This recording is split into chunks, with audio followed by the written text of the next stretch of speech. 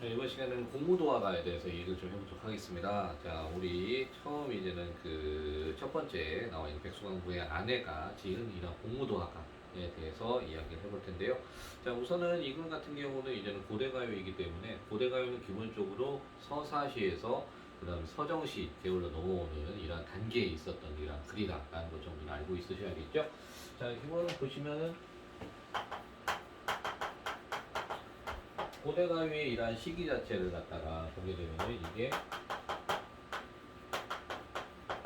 우리가 삼국시대에 대한 측면, 그 이전 삼국시대에서부터 포함해가지고 전체적으로 이걸 갖다 얘기한다고 보시면 될 것 같아요.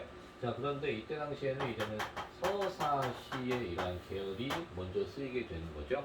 서사시의 계열에 의해서 이러한 집단 무가 형태의 이러한 글들이 쓰여졌고요. 하늘에 무엇인가를 기원하는 이러한 이야기들이 쓰여졌다라는 측면. 그러니까 다 같이 이제 모여서 집단적으로 이러한 성격을 갖다가 집단적인 성격, 그 다음에 이러한 노동요적인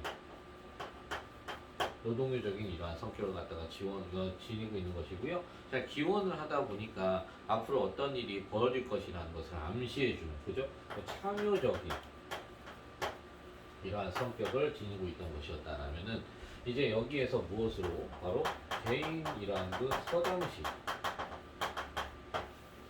그래 서정시 계열로 이제 바뀐 거죠. 그래서 집단 무가가 아닌 이러한 그 개인의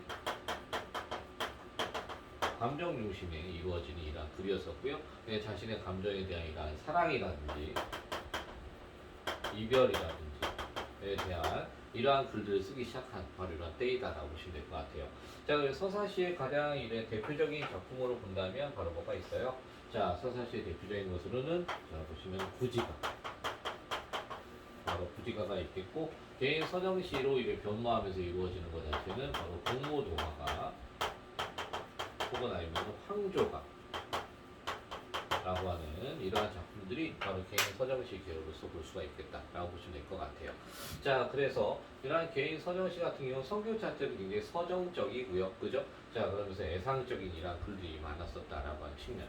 거기다 공모도화가나 이러한 황조화 같은 경우는 바로 뭐에 대한 측면은 바로 이별의 정한을 갖다가 이야기한다라고 이야기했었죠. 이별의 정한이라는 것 자체는 그 주체가 바로 이러한 여성이고, 그 여성이 바로 남자를 떠나보낼 때 그 한을 갖다가 이야기하는 이런 것이 바로 이별의 정한이다라고 했습니다. 이러한 이별의 정한의 계보를 얘기하게 되면은 우리 고대가요 하면서 고대가요에서는 바로 두 개. 자, 요거 공모도하고 황조가를 갖다 얘기할 수 있고요. 자, 그러면서 또한 어디로? 이거 자체가 정읍사. 자, 정읍사로 이렇게 이어진다라고 보고요. 요즘 들어서 정읍사 얘기를 꼭꼭 집어넣어서 하더라고요. 그래서 저도 얘기를 해보겠습니다. 자, 그리고 나면 이제는 향가.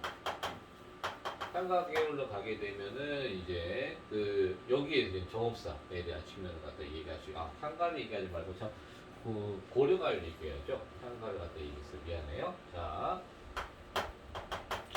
고려가요를 갖다 여기에서 이제 이야기하게 되면 그러면 이제 여기에서 이 석연별과 그 다음에 가시리 같은 것들이 바로 고려가요 계열이라고 했었고요.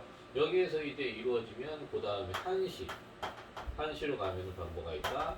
송인이 있다라고 했었고, 자, 이거 자체에서 이제는 시조로 오게 되면 바로 누구? 여기서 황진이 라든지 혹은 아니면은 홍락이라고 하는 이러한 여류 시인들이 있다라고 했습니다. 자, 이러한 이야기들 하고 그 다음에 민요로 오면은 여기에서 아리랑.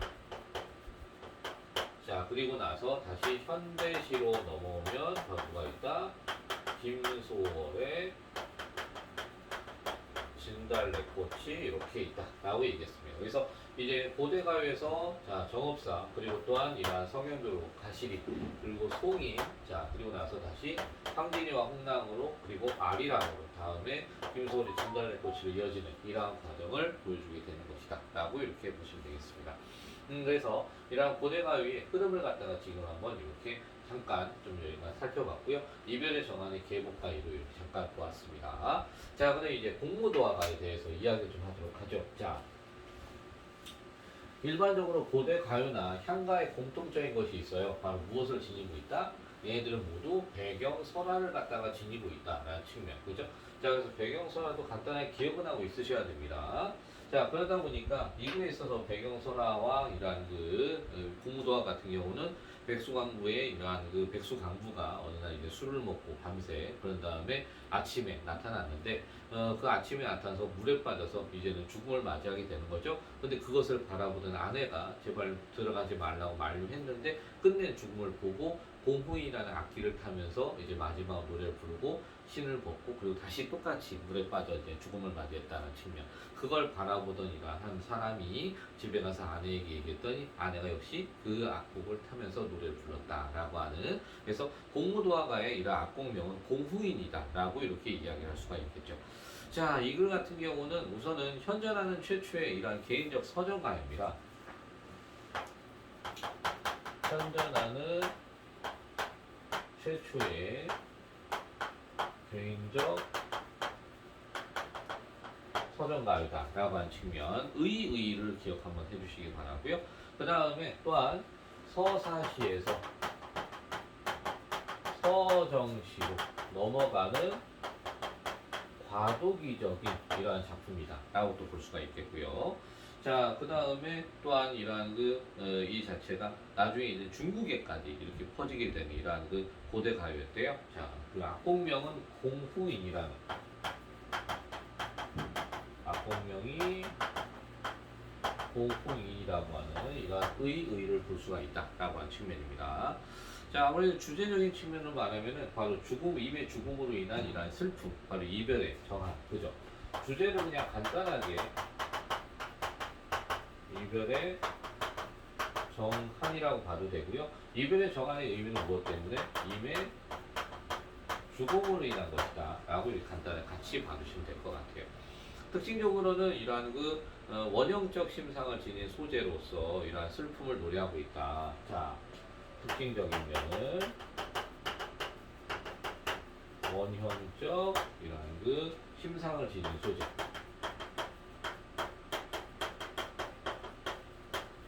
자, 여기서 원형적 심상을 지닌 소재는 바로 무엇이냐? 이 자체가 바로 물을 갖다 이야기한다는 거죠. 이 자체는. 자, 이거는 물을 이야기하고요. 물은 우리가 살아가는 데 있어서 이런 보편적인, 그죠? 하나의 보편적인 이러한 소재다라고 이렇게 보실 수 있을 것 같아요. 자, 그 다음에 여기에서는 어쨌든 이러한 소재를 바탕으로 해서 슬픔을 노래했다는 측면 보시면 되겠고, 이와 관련된 물과 관련된 우리 작품으로는 뭐가 있다? 계속 말씀드리지만 서경별곡 하고 그 다음에 송인이라는 이러한 두 작품을 갖다 따져볼 수 있겠죠. 그죠? 자, 그렇다면은 우리 한번 얘기를 다시 한번 내용을 보면서 해보도록 하겠습니다. 이미여 물을 건너지 마오 라고 했습니다. 이미여 부르고 있어요. 우리 이런 거 존호법이라고 이렇게 있었고요. 자, 물을 건너지 마오, 물을 건너지 마오라고 얘기하고 있습니다. 자, 그러면 여기서는 마오 하니까 하우체적인이라는 표현을 썼죠. 그죠? 하우체적인 표현을 써서 여기에서는 뭐 하고 있어요? 바로 마오 하면서 애원을 하고 있습니다. 그죠? 임에 대한 애원을. 자, 그러면 물을 건너지 말라고 했는데 여기서의 물의 의미 자체는 상위적인 의미는 바로 무엇이다? 바로 이것이 충만한 사랑이다. 바로 시적 화대의 충만한 사랑으로 임을 갖다가 물을 건너지 않도록 하게 되는 마음을 지니고 있다는 거죠.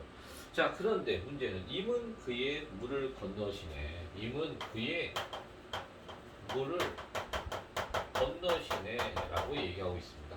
자, 물을 건너고 있어요. 아우, 저거 어떻게 그죠? 굉장히 초조한 마음을 엿볼 수 있는 거죠.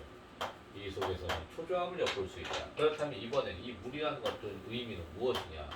얘는 바로 우리 둘을 갈라놓는 하나의 이별의 의미를 갖다 볼 수 있다는 거죠. 그죠? 자, 그렇기 때문에 이 물이라는 것이 이별의 의미다. 자, 그러면서 다시 한번 얘기해본다면 바로 화자하고 그 다음에 바로 임의 사이, 그죠? 여기 자체 임을 갖다가 이렇게 분리를 하게 만드는 이러한 존재다라고 볼 수 있고요. 또 하나 내가 있는 이승과 바로 이 임에 가는 저승이 이러한 경계로 볼 수 있는 것이 또한 이러한 그 물이다라고 볼 수 있다는 겁니다.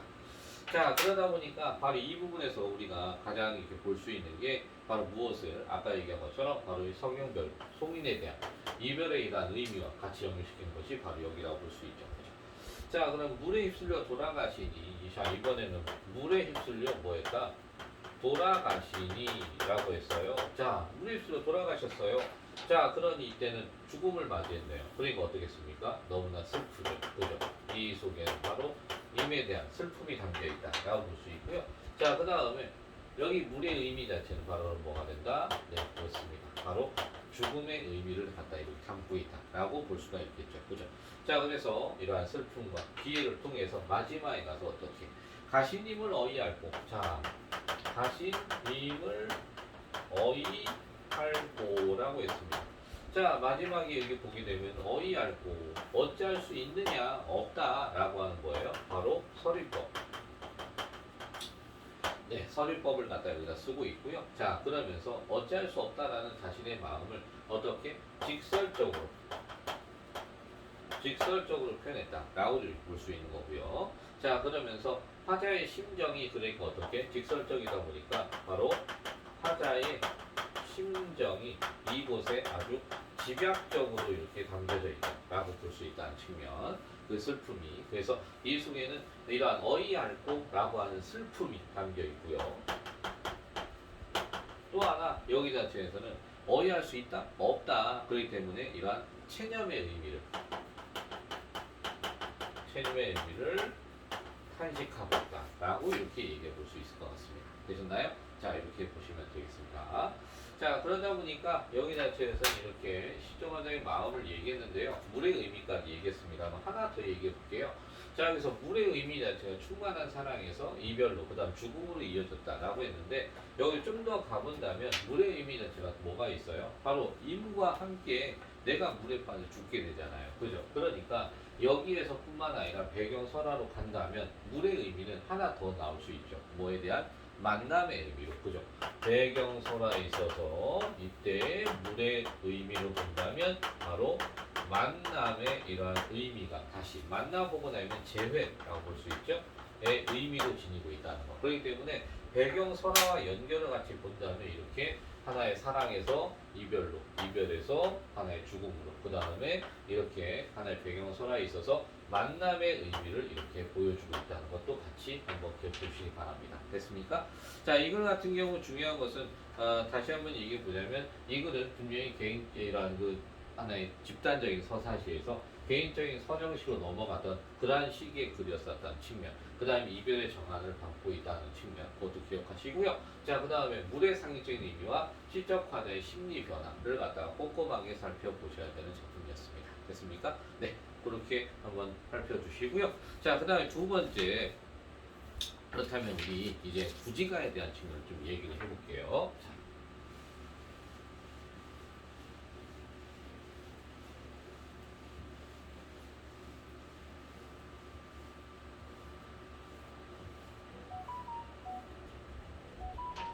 자, 구지가라고 하는 작품 자체는 아까 얘기한 대로 이거는 집단적인 이러한 그 서사시의 이러한 계열이다라고 볼 수 있어요. 자, 그렇기 때문에 이글 자체는 집단 무가다 라고 이야기할 수 있겠죠. 자, 아무래도 순우왕을 갖다 맞이하기 위한 이러한 글이었습니다. 자, 그러다 보니까 이거는 주술료다라고 또 보는 거고요. 자, 그러면서 또한 얘는 한시로 되어져 있어요. 그래서 사구체 한역시가다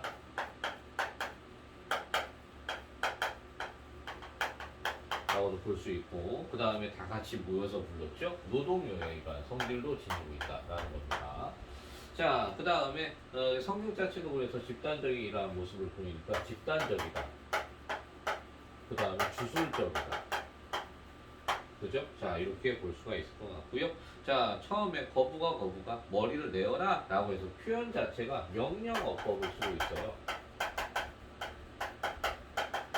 명령어법을 쓰고 있다는 것이고, 그 다음에 직설적 표현을 쓰고 있다는 것. 이렇게 볼 수 있고, 자, 주제는 임금의 강림을 기원하는 거죠. 하는 모습 볼 수 있다는 거. 의의는 현존하는 최고의 집단 무효입니다. 자, 의의는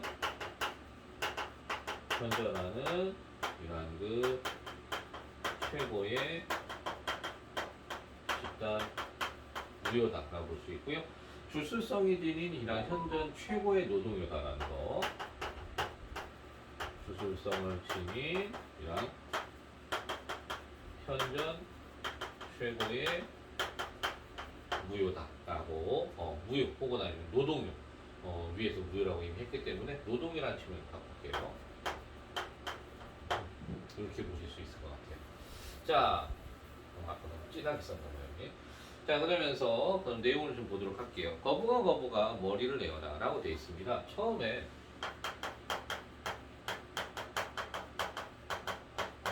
반복했어요. 네, 당연히 반복법은 요뭐 얘기할 필요가 없고요. 자, 그러면서 거부가 머리를 내어라. 자, 얘는 명령했어요. 그렇기 때문에 명령형을 통해서 이야기를 전달하고 있다. 자, 그런데 아까 얘기한 것처럼 이 글은 분명히 이러한 수로왕의 강림을 기원하는 노래다 라고 얘기했었죠. 자, 그러다 보니까 머리는 바로 무엇이다? 수로왕이다 라고 하는 측면, 그죠? 혹은 아니면 수로왕이 임금이니까 임금이다, 혹은 우두머리다 라고 이렇게 얘기할 수 있을 것 같고요. 자, 그러면 또 하나, 어쨌든 여기서는 그 수로왕이라는 이러한 존재 자체를 갖다가 하나의 생명체, 그죠? 그래서 생명의 기원이다 라고 볼 수 있고, 라고도 이렇게 얘기해 볼 수 있는 것입니다. 자, 그러면서 머리를 내어라. 자, 그런데 누구에게? 머리를 갖다 거북이에게 내달라고 표현하고 있습니다. 자, 그렇기 때문에 이 거북이라는 존재, 거북이라고 하는 존재 자체는 어쨌든 이제 우리에게 임금을 이런 물줄 이런 대상인 거죠, 그죠? 자, 그렇기 때문에 신령스러운 존재 이면서 그 다음에 우리가 기원의 대상이죠. 그죠? 기원의 대상이다. 그리고 또 이러한 주술의 대상이다 라고 볼 수 있고요. 자, 그래서 거부가 이러한 그 하나의 머리를 내어라. 자, 그리고 또한 배경사나 이러면 알다시피 이러한 그 모든 사람들이 다 같이 모여서 땅을 구르고 막 이제는 한 막 그 농기구를 갖다 막 때리면서 몽둥이 때리면서 땅을 그러면서 얘기를 한 거잖아요. 그러니까 바로 이 거북이라는 존재는 우리의 집단의 이러한 요구를 들어줄 수밖에 없는 이러한 존재다라고 볼 수 있는 거고요. 자, 그러면서 내놓지 않으면